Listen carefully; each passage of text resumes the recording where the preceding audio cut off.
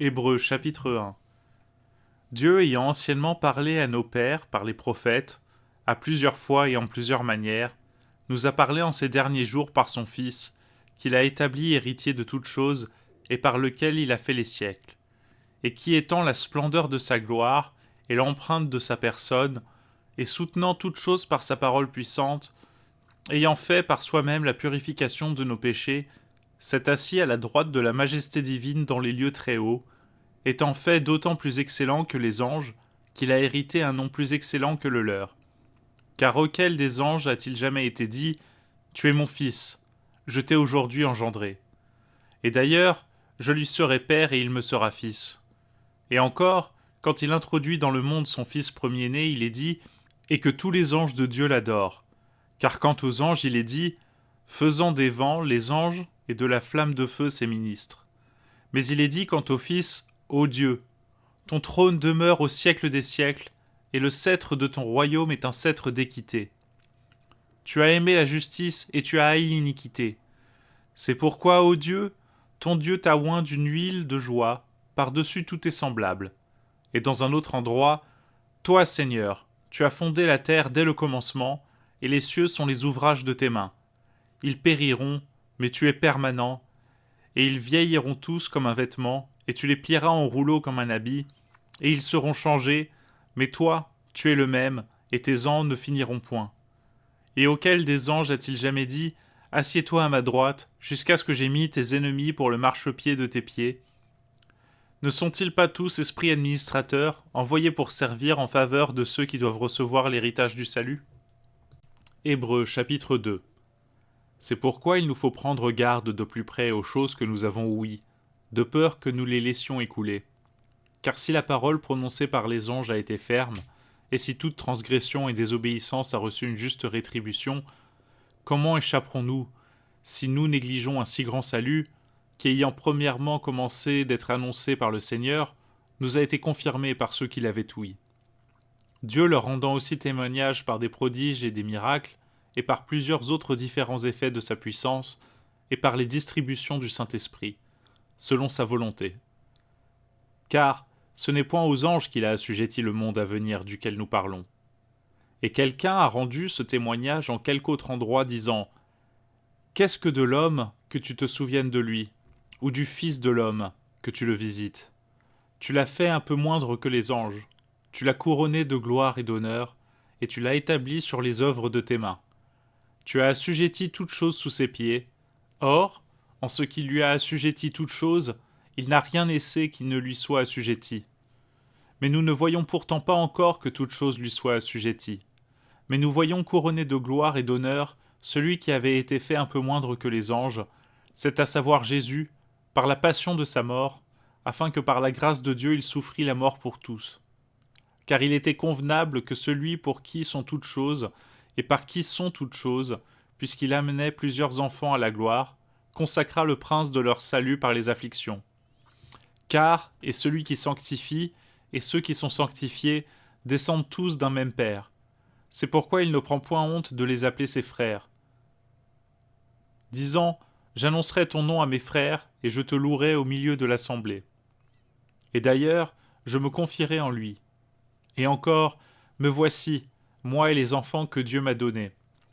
Puis donc que les enfants participent à la chair et au sang, lui aussi de même a participé aux mêmes choses, afin que par la mort, il détruisit ceux qui avaient empire de la mort, à savoir le diable, et qu'il en délivra tous ceux qui, pour la crainte de la mort, étaient assujettis toute leur vie à la servitude. Car certes, il n'a nullement pris les anges, mais il a pris la semence d'Abraham. C'est pourquoi il a fallu qu'il fût semblable en toutes choses à ses frères, afin qu'il fût un souverain sacrificateur, miséricordieux et fidèle dans les choses qui doivent être faites envers Dieu, pour faire la propitiation pour les péchés du peuple. Car parce qu'il a souffert étant tenté, il est puissant aussi pour secourir ceux qui sont tentés. Hébreux chapitre 3. C'est pourquoi, mes frères saints, qui êtes participants de la vocation céleste, considérez attentivement Jésus-Christ, l'apôtre et le souverain sacrificateur de notre profession, qui est fidèle à celui qui l'a établi comme Moïse aussi était fidèle en toute sa maison. Or Jésus-Christ a été jugé digne d'une gloire d'autant plus grande que celle de Moïse, que celui qui a bâti la maison est d'une plus grande dignité que la maison même. Car toute maison est bâtie par quelqu'un. Or, celui qui a bâti toutes ces choses, c'est Dieu.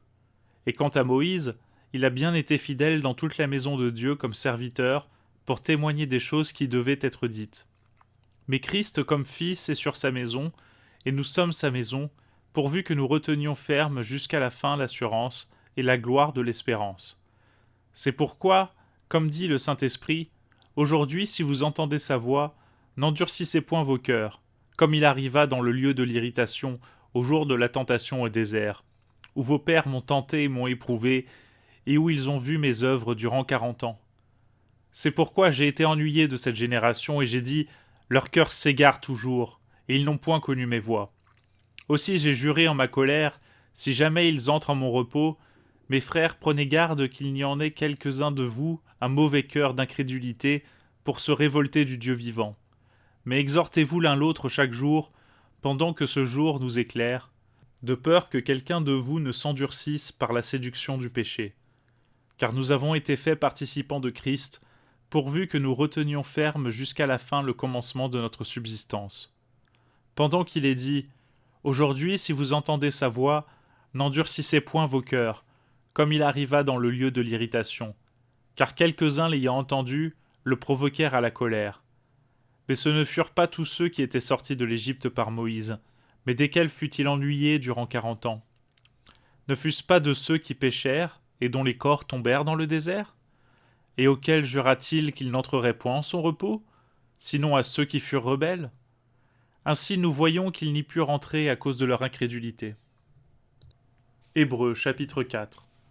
Craignons donc que quelqu'un d'entre vous, négligeant la promesse d'entrer dans son repos, ne s'en trouve point privé, car il nous a été évangélisé comme il le fut à ceux-là, mais la parole de la prédication ne leur servit de rien, parce qu'elle n'était point mêlée avec la foi dans ceux qui l'ouïrent. Mais pour nous qui avons cru, nous entrerons dans le repos, suivant ce qui a été dit. C'est pourquoi j'ai juré en ma colère, si jamais ils entrent en mon repos, quoique ces ouvrages fussent déjà achevés dès la fondation du monde, car il a été dit ainsi en quelques lieux touchant le 7e jour, et Dieu se reposa de tous ses ouvrages au 7e jour. Et encore en ce passage, si jamais ils entrent en mon repos, puis donc qu'il reste que quelques-uns y entrent, et que ceux à qui premièrement il a été évangélisé n'y sont point entrés, à cause de leur incrédulité, Dieu détermine encore un certain jour, qu'il appelle aujourd'hui, en disant par David si longtemps après, selon ce qui a été dit, « Aujourd'hui, si vous entendez sa voix, n'endurcissez point vos cœurs. Car si Josué les eût introduits dans le repos, jamais après cela il n'eût parlé d'un autre jour. Il reste donc un repos pour le peuple de Dieu. Car celui qui est entré en son repos s'est reposé aussi de ses œuvres, comme Dieu s'était reposé des siennes. Étudions-nous donc d'entrer dans ce repos-là, de peur que quelqu'un ne tombe en imitant une semblable incrédulité. Car la parole de Dieu est vivante et efficace, et plus pénétrante que nulle épée à deux tranchants, et elle atteint jusqu'à la division de l'âme, de l'esprit, des jointures et des moelles, et elle est juge des pensées et des intentions du cœur. Et il n'y a aucune créature qui soit cachée devant lui, mais toutes choses sont nues, et entièrement ouvertes aux yeux de celui devant lequel nous avons affaire. Puis donc, que nous avons un souverain et grand sacrificateur, Jésus, Fils de Dieu, qui est entré dans les cieux. Tenons ferme notre profession, car nous n'avons pas un souverain sacrificateur qui ne puisse avoir compassion de nos infirmités, mais nous avons celui qui a été tenté comme nous en toutes choses, excepté le péché.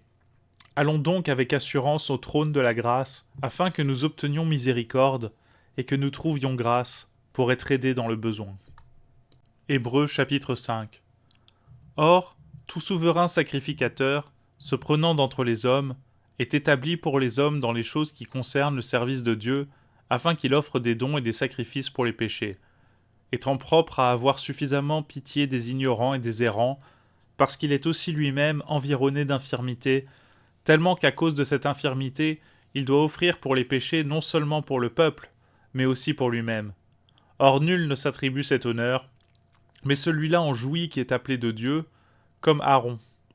De même, Aussi Christ ne s'est point glorifié lui-même pour être fait souverain sacrificateur, mais celui-là l'a glorifié qui lui a dit « C'est toi qui es mon fils, je t'ai aujourd'hui engendré ».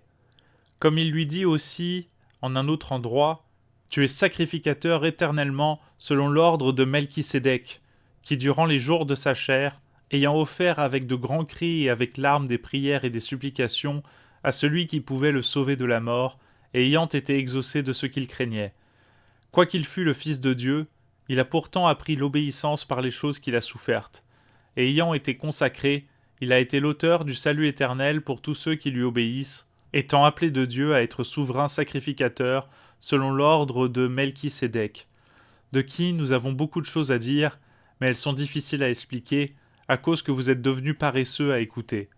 Car au lieu que vous devriez être maître, vu le temps, vous avez encore besoin qu'on vous enseigne quels sont les rudiments du commencement des paroles de Dieu, et vous êtes devenus tels que vous avez encore besoin de lait et non de viande solide. Or, quiconque use de lait ne sait point ce qu'est la parole de la justice, parce qu'il est un enfant, mais la viande solide est pour ceux qui sont déjà hommes de fait, c'est-à-dire pour ceux qui, pour y être habitués, ont les sens exercés à discerner le bien et le mal. Hébreux, chapitre 6.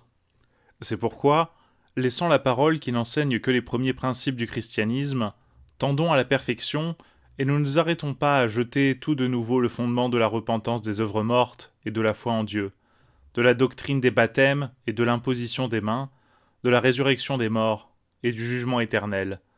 Et c'est ce que nous ferons, si Dieu le permet. Or il est impossible que ceux qui ont été une fois illuminés et qui ont goûté le don céleste, et qui ont été faits participants du Saint-Esprit, et qui ont goûté la bonne parole de Dieu et les puissances du siècle à venir, s'ils retombent, soient changés de nouveau par la repentance, vu que, quant à eux, ils crucifient de nouveau le Fils de Dieu et l'exposent à l'opprobre. Car seule la terre qui boit souvent la pluie qui vient sur elle, et qui produit des herbes propres à ceux par qui elle est labourée, reçoit la bénédiction de Dieu, mais celle qui produit des épines et des chardons est rejetée, est proche de la malédiction, et sa fin est d'être brûlée.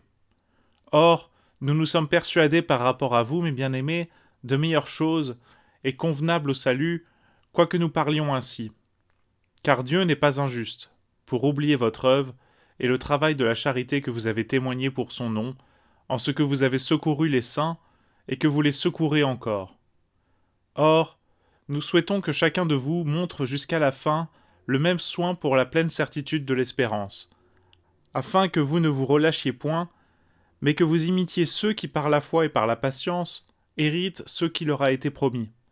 Car lorsque Dieu fit la promesse à Abraham, parce qu'il ne pouvait point jurer par un plus grand, il jura par lui-même, en disant « Certes, je te bénirai abondamment, et je multiplierai merveilleusement. » Et ainsi Abraham, ayant attendu patiemment, obtint ce qui lui avait été promis.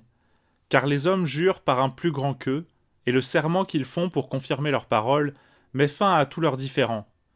C'est pourquoi Dieu, voulant faire mieux connaître aux héritiers de la promesse de la fermeté immuable de son conseil, il y a fait intervenir le serment, afin que par deux choses immuables, dans lesquelles il est impossible que Dieu trompe, nous ayons une ferme consolation, nous qui avons notre refuge à obtenir l'accomplissement de l'espérance qui nous est proposée, et laquelle nous tenons comme une ancre sûre et ferme de l'âme, et qui pénètre jusqu'au-dedans du voile, où Jésus est entré, comme notre précurseur, ayant été fait souverain sacrificateur éternellement, selon l'ordre de Melchisédek. Hébreux, chapitre 7. Car ce Melchisédek était roi de Salem, et sacrificateur du Dieu souverain, qui vint au-devant d'Abraham lorsqu'il retournait de la défaite des rois, et qui le bénit, et auquel Abraham donna pour sa part la dîme de tout. Son nom signifie premièrement roi de justice, et puis il a été roi de Salem, c'est-à-dire roi de paix. Sans père, sans mère, sans généalogie, n'ayant ni commencement de jour, ni fin de vie, mais étant fait semblable au Fils de Dieu, il demeure sacrificateur à toujours. Or, considérez combien grand celui à qui même Abraham le patriarche donna la dîme du butin. Car quant à ceux d'entre les enfants de Lévi qui reçoivent la sacrificature, ils ont bien une ordonnance de dîmer le peuple selon la loi, c'est-à-dire de dîmer leurs frères, bien qu'ils soient sortis des reins d'Abraham. Mais celui qui n'est point compté d'une même race qu'eux a dîmé Abraham, et a béni celui qui avait les promesses. Or, sans contredit, celui qui est le moindre est béni par celui qui est le plus grand. Et ici, les hommes qui sont mortels prennent les dîmes, mais là, celui-là les prend, duquel il est rendu témoignage qu'il est vivant. Et par manière de parler, Lévi même, qui prend des dîmes, a été dîmé en Abraham, car il était encore dans les reins de son père, quand Melchisédek vint au-devant de lui. Si donc la perfection s'était trouvée dans la sacrificature lévitique, car c'est sous elle que le peuple a reçu la loi, quel besoin était-il après cela qu'un autre sacrificateur se levât selon l'ordre de Melchisédek, et qui ne fût point dit selon l'ordre d'Aaron? Or, la sacrificature étant changée, il est nécessaire qu'il y ait aussi un changement de loi, car celui à l'égard duquel ces choses sont dites appartient à une autre tribu, de laquelle nul n'a assisté à l'autel. Car il est évident que notre Seigneur est descendu de la tribu de Juda, à l'égard de laquelle Moïse n'a rien dit de la sacrificature. Et cela est encore plus incontestable en ce qu'un autre sacrificateur, à la ressemblance de Melchisédek, est suscité, qui n'a point été fait sacrificateur selon la loi du commandement charnel, mais selon la puissance de la vie impérissable. Car Dieu lui rend ce témoignage: tu es sacrificateur éternellement, selon l'ordre de Melchisédek. Or il se fait une abolition du commandement qui a précédé, à cause de sa faiblesse, et parce qu'il ne pouvait point profiter. Car la loi n'a rien amené à la perfection, mais ce qui a amené à la perfection, c'est ce qui a été introduit par-dessus, savoir une meilleure espérance, par laquelle nous approchons de Dieu. D'autant plus même que cela n'a point été sans serment. Or ceux-là ont été faits sacrificateurs sans serment, mais celui-ci l'a été avec serment, par celui qui lui a dit: le Seigneur l'a juré, et il ne s'en repentira point. Tu es sacrificateur éternellement selon l'ordre de Melchisédek. C'est donc d'une beaucoup plus excellente alliance que la première que Jésus a été fait le garant. Et quant aux sacrificateurs, il en a été fait plusieurs, à cause que la mort les empêchait d'être perpétuels. Mais celui-ci, parce qu'il demeure éternellement, il a une sacrificature perpétuelle. C'est pourquoi aussi il peut sauver pour toujours ceux qui s'approchent de Dieu par lui, étant toujours vivant pour intercéder pour eux. Or il nous était convenable d'avoir un tel souverain sacrificateur, saint, innocent, sans tache, séparé des pécheurs et élevé au-dessus des cieux, qui n'eut pas besoin, comme les souverains sacrificateurs, d'offrir tous les jours des sacrifices, premièrement pour ses péchés, et ensuite pour ceux du peuple, vu qu'il a fait cela une fois, s'étant offert lui-même. Car la loi ordonne pour souverain sacrificateur des hommes faibles, mais la parole du serment, qui a été fait après la loi, ordonne le Fils, qui est consacré pour toujours. Hébreux chapitre 8.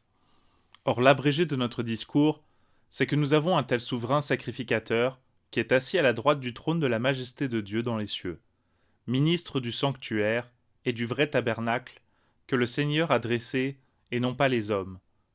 Car tout souverain sacrificateur est ordonné pour offrir des dons et des sacrifices.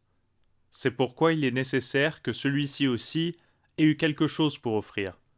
Vu même que s'il était sur la terre, il ne serait pas sacrificateur, pendant qu'il y aurait des sacrificateurs qui offrent des dons selon la loi, lesquels font le service dans le lieu qui n'est que l'image et l'ombre des choses célestes, selon que Dieu le dit à Moïse, quand il devait achever le tabernacle. Or prends garde, lui dit-il, de faire toute chose selon le modèle qui t'a été montré sur la montagne. Mais maintenant, notre souverain sacrificateur a obtenu un ministère d'autant plus excellent qu'il est médiateur d'une plus excellente alliance, qui est établie sous de meilleures promesses. Parce que s'il n'y eut rien à redire dans la première, il n'eût jamais été cherché de lieu à une seconde, car en censurant les Juifs, Dieu leur dit: « Voici, les jours viendront, dit le Seigneur, que je traiterai avec la maison d'Israël et avec la maison de Juda une nouvelle alliance. Non selon l'alliance que je traitais avec leur père, le jour que je les pris par la main pour les tirer du pays d'Égypte, car ils n'ont point persévéré dans mon alliance. C'est pourquoi je les ai méprisés, dit le Seigneur. Mais voici l'alliance que je traiterai après ces jours-là avec la maison d'Israël, dit le Seigneur. C'est que je mettrai mes lois dans leur entendement, et je les écrirai dans leur cœur, et je serai leur Dieu, et ils seront mon peuple. Et chacun n'enseignera point son prochain, ni chacun son frère, en disant « Connais le Seigneur », parce qu'ils me connaîtront tous, depuis le plus petit jusqu'au plus grand d'entre eux, car je serai apaisé par rapport à leurs injustices, et je ne me souviendrai plus de leurs péchés ni de leurs iniquités. En disant une nouvelle alliance, il en vieillit la première. Or ce qui devient vieux et ancien est près d'être aboli. Hébreux chapitre 9. Le premier tabernacle avait donc des ordonnances touchant le culte divin et un sanctuaire terrestre. Car il fut construit un premier tabernacle, appelé le lieu saint, dans lequel étaient le chandelier et la table, et les pains de proposition. Et après le second voile était le tabernacle, qui était appelé le lieu très saint, ayant un encensoir d'or, et l'arche de l'alliance, entièrement couverte d'or tout autour, dans laquelle était la cruche d'or, où était la manne, et la verge d'Aaron, qui avait fleuri, et les tables de l'alliance. Et au-dessus de l'arche étaient les chérubins de gloire, faisant ombre sur le propitiatoire, desquelles choses il n'est pas besoin maintenant de parler en détail. Or ces choses étant ainsi disposées, les sacrificateurs entrent bien toujours dans le premier tabernacle pour accomplir le service. Mais le seul souverain sacrificateur entre dans le second une fois l'an, mais non sans y porter du sang, lequel il offre pour lui-même et pour les fautes du peuple. Le Saint-Esprit faisant connaître par là que le chemin des lieux saints n'était pas encore manifesté, tandis que le premier tabernacle était encore debout, lequel était une figure destinée pour le temps d'alors, durant lequel étaient offerts des dons et des sacrifices qui ne pouvaient point sanctifier la conscience de celui qui faisait le sacrifice, ordonnés seulement en viande, en breuvage, en diverses ablutions et en des cérémonies charnelles, jusqu'au temps que cela serait redressé. Mais Christ étant venu pour être le souverain sacrificateur des biens à venir, par un plus excellent et plus parfait tabernacle, qui n'est pas un tabernacle fait de main, c'est-à-dire qui soit de cette structure, il est entré une fois dans les lieux saints avec son propre sang, et non avec le sang des veaux ou des boucs, après avoir obtenu une rédemption éternelle.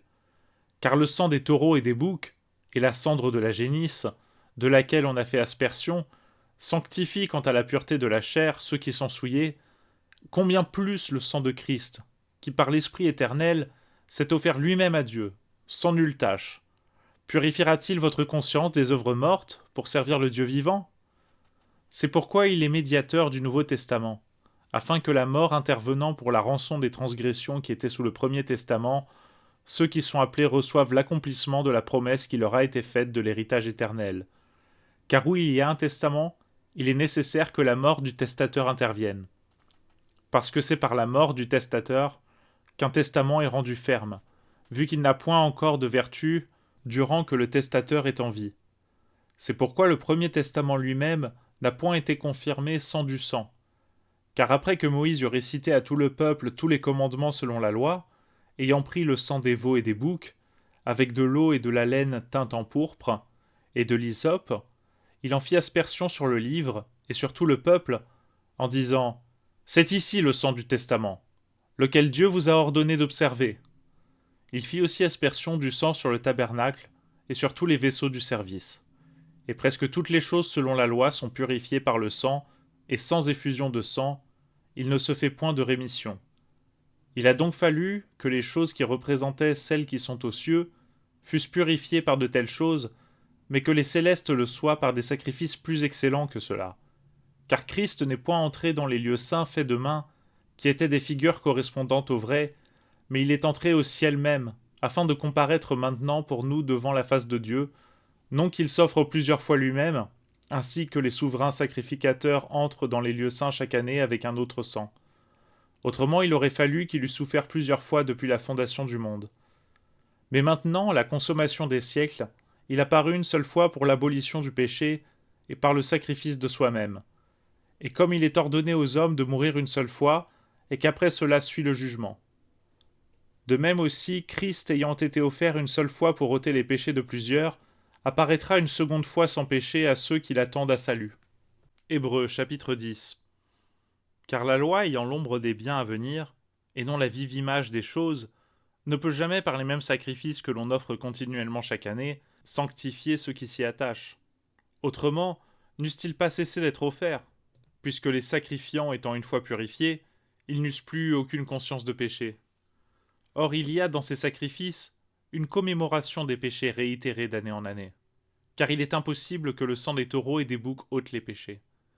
C'est pourquoi Jésus-Christ, en entrant au monde, a dit « Tu n'as point voulu de sacrifice, ni d'offrande, mais tu m'as approprié un corps. Tu n'as point pris plaisir aux holocaustes, ni à l'oblation pour le péché. Alors j'ai dit, me voici, je viens. Il est écrit de moi au commencement du livre, que je fasse, ô Dieu, ta volonté.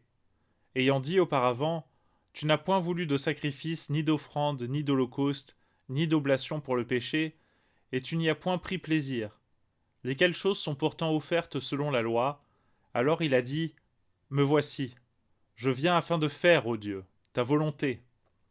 Il ôte donc le premier afin d'établir le second. Or c'est par cette volonté que nous sommes sanctifiés, savoir par l'oblation qui a été faite une seule fois du corps de Jésus-Christ. Tout sacrificateur, donc, assiste chaque jour, administrant et offrant souvent les mêmes sacrifices qui ne peuvent jamais ôter les péchés. Mais celui-ci, ayant offert un seul sacrifice pour les péchés, s'est assis pour toujours à la droite de Dieu, attendant ce qui reste, savoir que ses ennemis soient mis pour le marchepied de ses pieds, car par une seule oblation, il a consacré pour toujours ceux qui sont sanctifiés. Et c'est aussi ce que le Saint-Esprit nous témoigne, car après avoir dit premièrement « C'est ici l'alliance que je ferai avec eux après ces jours-là, dit le Seigneur », c'est que je mettrai mes lois dans leur cœur, et je les écrirai dans leur entendement. Et je ne me souviendrai plus de leurs péchés ni de leurs iniquités. Or, où les péchés sont pardonnés, il n'y a plus d'oblation pour le péché. Puis donc, mes frères, que nous avons la liberté d'entrer dans les lieux saints par le sang de Jésus, qui est le chemin nouveau et vivant qu'il nous a consacré, que nous avons, dis-je, la liberté d'y entrer par le voile, c'est-à-dire par sa propre chair, et que nous avons un grand sacrificateur établi sur la maison de Dieu. Approchons-nous de lui avec un cœur sincère et une foi inébranlable, ayant les cœurs purifiés de mauvaise conscience et le corps lavé d'honnête. Retenons la profession de notre espérance sans varier, car celui qui nous a fait les promesses est fidèle. Et prenons garde l'un à l'autre, afin de nous inciter à la charité et aux bonnes œuvres, ne quittant point notre assemblée, comme quelques-uns ont accoutumé de faire, mais nous exhortant l'un l'autre, et cela d'autant plus que vous voyez approcher le jour. Car si nous péchons volontairement après avoir reçu la connaissance de la vérité, il ne reste plus de sacrifice pour les péchés, mais une attente terrible de jugement et l'ardeur d'un feu qui doit dévorer les adversaires. Si quelqu'un avait méprisé la loi de Moïse, il mourrait sans miséricorde sur la déposition de 2 ou 3 témoins. De combien pires tourments pensez-vous donc que sera jugé digne celui qui aura foulé aux pieds le Fils de Dieu et qui aura tenu pour une chose profane le sang de l'alliance par lequel il avait été sanctifié et qui aura outragé l'Esprit de grâce. Car nous connaissons celui qui a dit « C'est à moi que la vengeance appartient, et je le rendrai, dit le Seigneur. » Et encore, le Seigneur jugera son peuple. C'est une chose terrible que de tomber entre les mains du Dieu vivant. Or rappelez-vous dans votre mémoire les jours précédents, durant lesquels, après avoir été illuminés, vous avez soutenu un grand combat de souffrance, ayant été d'une part exposé à la vue de tout le monde par des opprobres et des afflictions, et de l'autre ayant participé aux maux de ceux qui ont souffert de semblables indignités. Car vous avez aussi été participants de l'affliction de mes liens, et vous avez reçu avec joie l'enlèvement de vos biens, sachant en vous-même que vous avez dans les cieux des biens meilleurs et permanents. Ne perdez point cette fermeté que vous avez fait paraître et qui sera bien récompensée, parce que vous avez besoin de patience, afin qu'après avoir fait la volonté de Dieu, vous receviez l'effet de sa promesse. Car encore un peu de temps, et celui qui doit venir viendra, et il ne tardera point.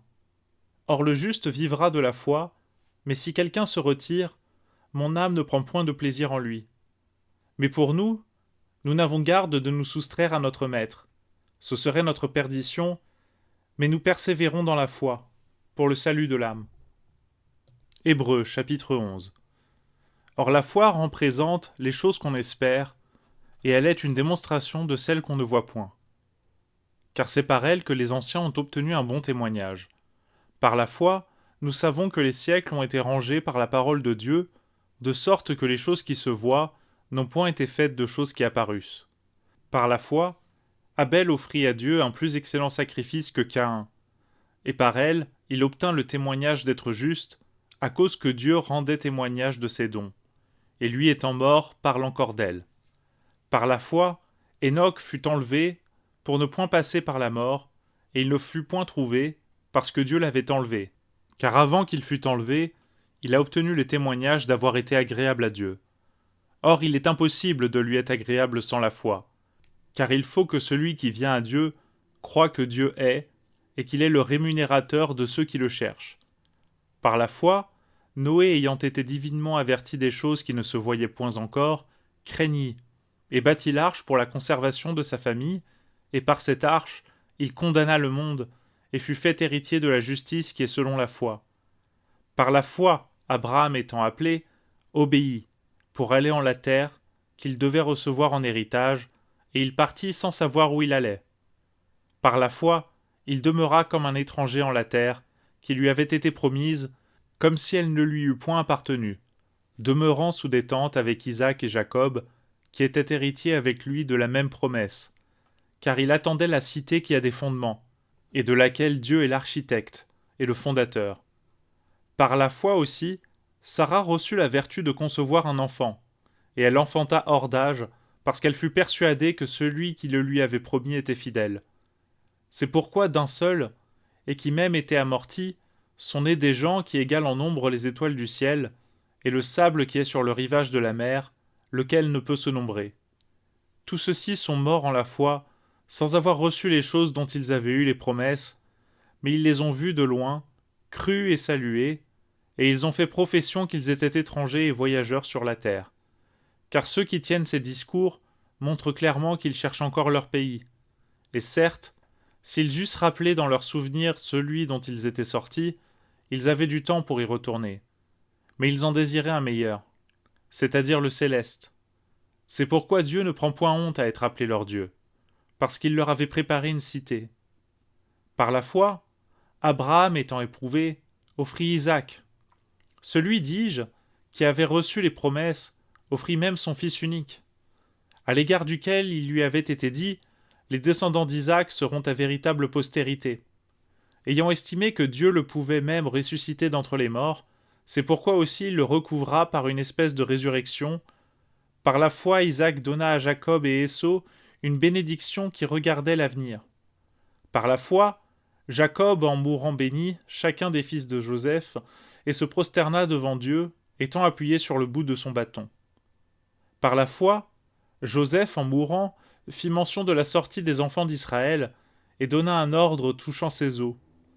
Par la foi, Moïse étant né, fut caché 3 mois par ses pères et mères, parce que c'était un très bel enfant, et ils ne craignirent point l'édit du roi.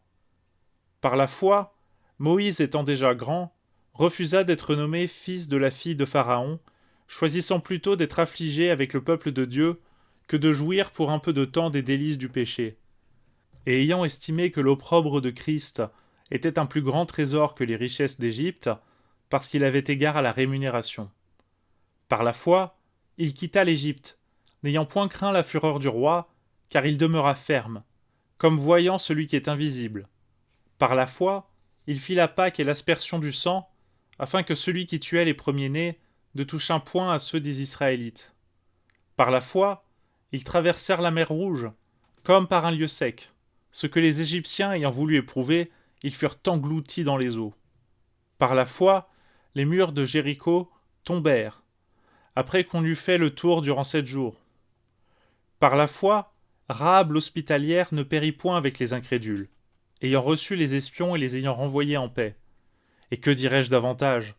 Car le temps me manquera, si je veux parler de Gédéon, de Barak, de Samson, de Jephthé, de David, de Samuel et des prophètes, qui par la foi ont combattu les royaumes, ont exercé la justice, ont obtenu l'effet des promesses, ont fermé les gueules des lions, ont éteint la force du feu, sont échappés du tranchant des épées.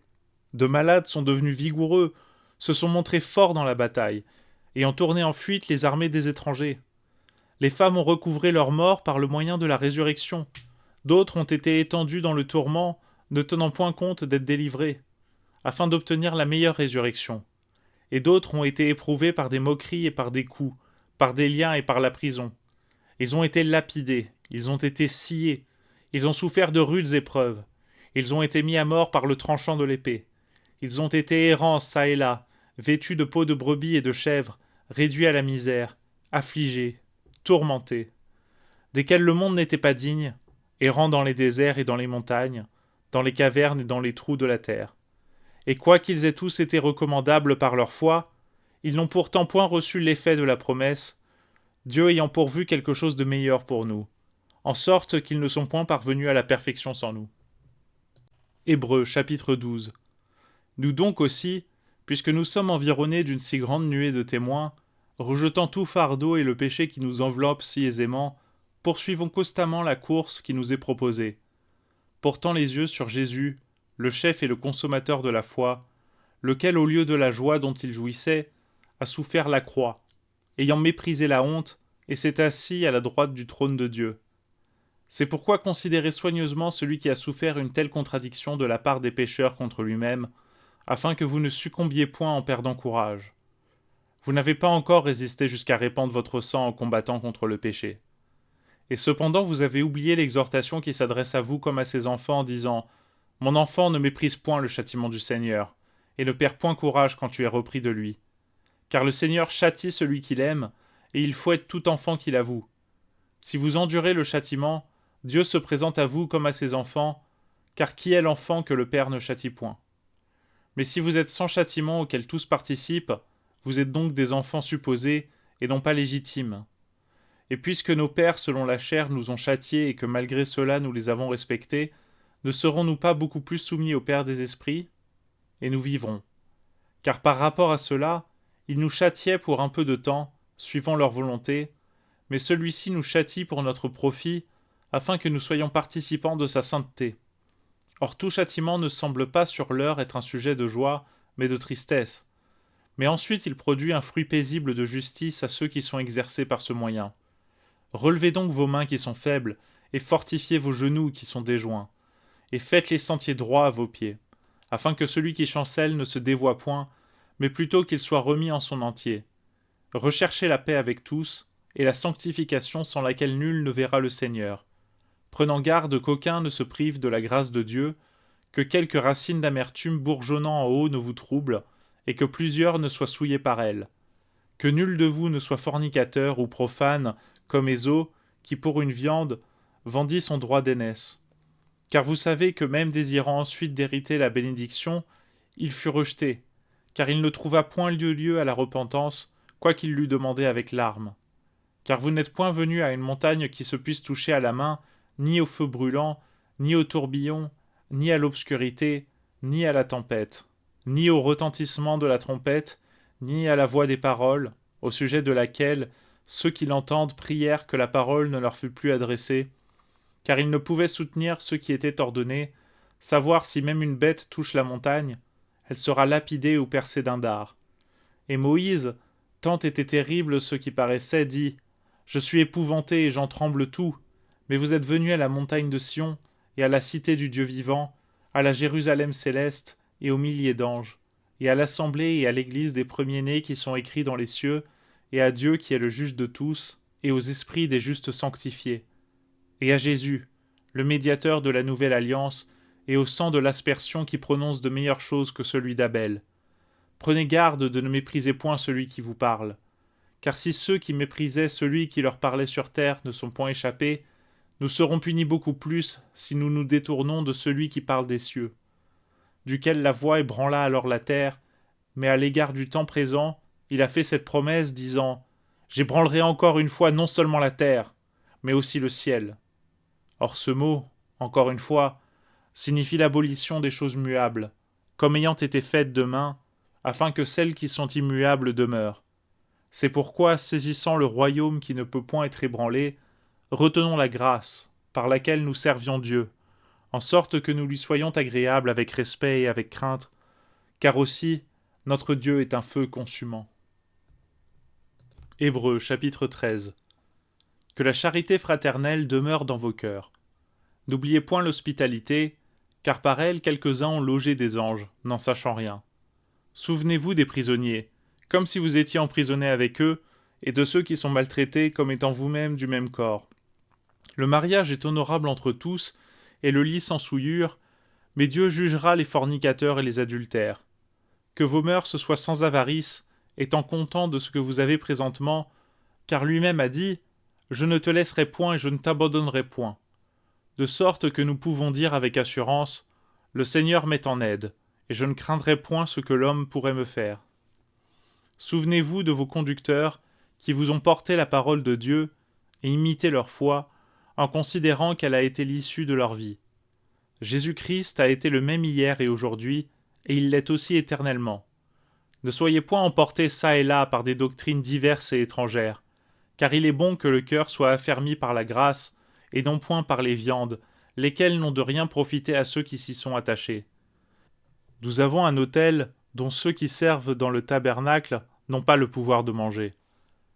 Car les corps des bêtes, dont le sang est porté pour le péché par le souverain sacrificateur dans le sanctuaire, sont brûlés hors du camp.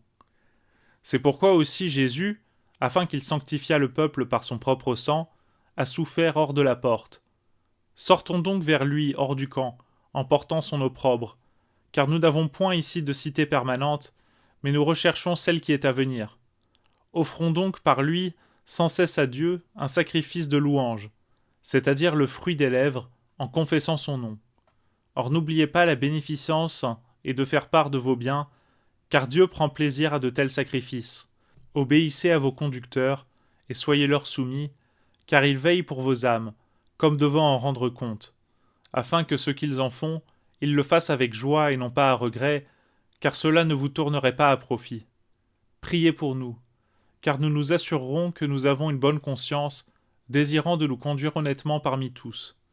Et je vous prie encore plus instamment de le faire, afin que je vous sois rendu plus tôt. Or le Dieu de paix qui a ramené d'entre les morts le grand pasteur des brebis, par le sang de l'alliance éternelle, savoir notre Seigneur Jésus-Christ, vous rende accompli en toute bonne œuvre, pour faire sa volonté en faisant en vous ce qui lui est agréable par Jésus-Christ, auquel soit gloire au siècle des siècles. Amen. Aussi mes frères, je vous prie de supporter la parole d'exhortation, car je vous ai écrit en peu de mots. Sachez que notre frère Timothée a été mis en liberté. Je vous verrai avec lui s'il vient bientôt. Saluez tous vos conducteurs et tous les saints. Ceux d'Italie vous saluent. Que la grâce soit avec vous tous. Amen.